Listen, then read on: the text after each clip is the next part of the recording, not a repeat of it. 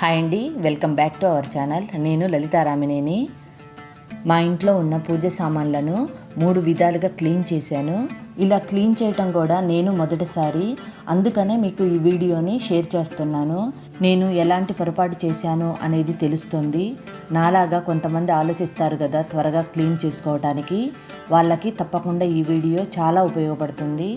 అందుకనే ఈ వీడియోని ఫస్ట్ నుంచి లాస్ట్ వరకు చూడండి. మొదటి పద్ధతి చూపిస్తున్నాను. ఈ సామాన్లను క్లీన్ చేసుకోవటానికి ఒక గిన్నెలో వాటర్ తీసుకున్నాను.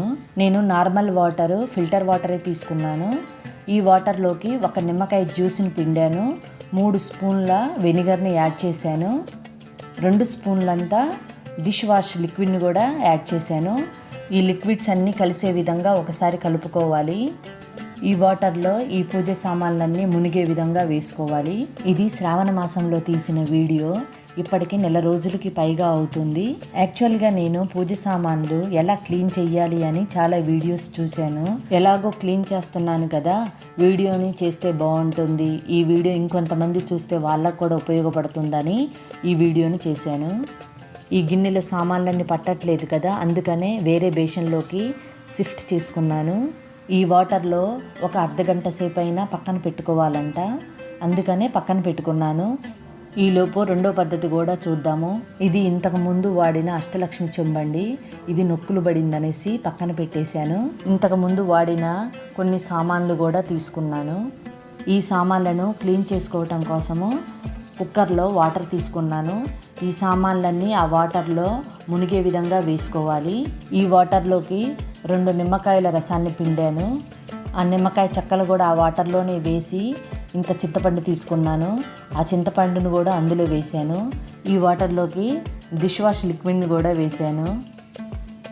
ఇప్పుడు వేసిన లిక్విడ్ కొంచెం అటు ఇటుగా కలిపాను.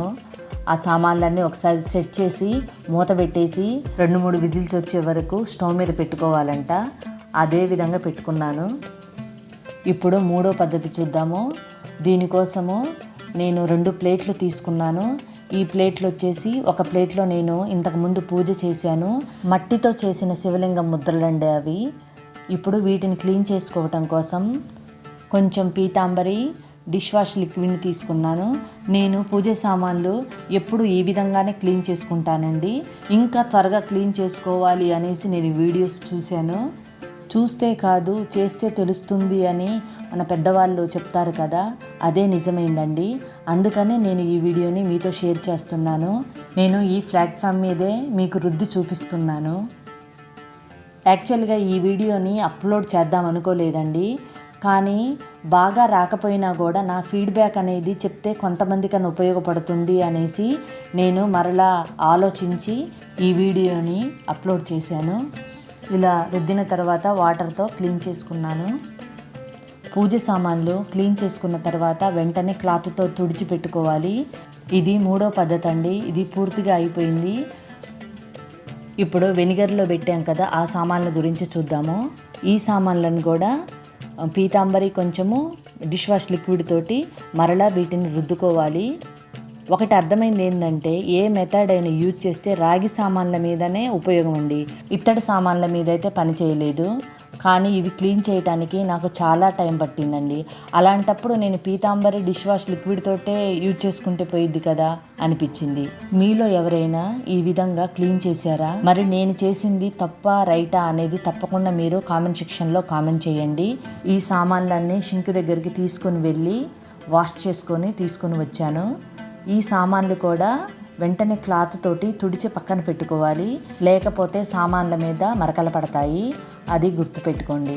ఇలా అన్ని సామాన్లు క్లాత్తో తుడుచుకొని మళ్ళీ ఇదే బుట్టలో వేసుకున్నాను. ఈ పూల బుట్టను పీతాంబరి డిష్ వాష్ లిక్విడ్ తోటి క్లీన్ చేసుకున్నాను.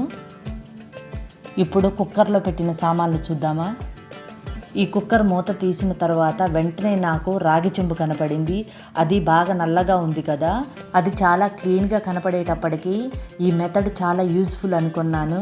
ఇత్తడి సామాన్లు కూడా రాగి సామాన్లు లాగానే ఎర్రగా వచ్చాయి. ఈ పద్ధతిలో కూడా రాగి సామాన్లు క్లీన్ చేసుకోవడానికి ఉపయోగపడుతుంది అని అర్థమైంది.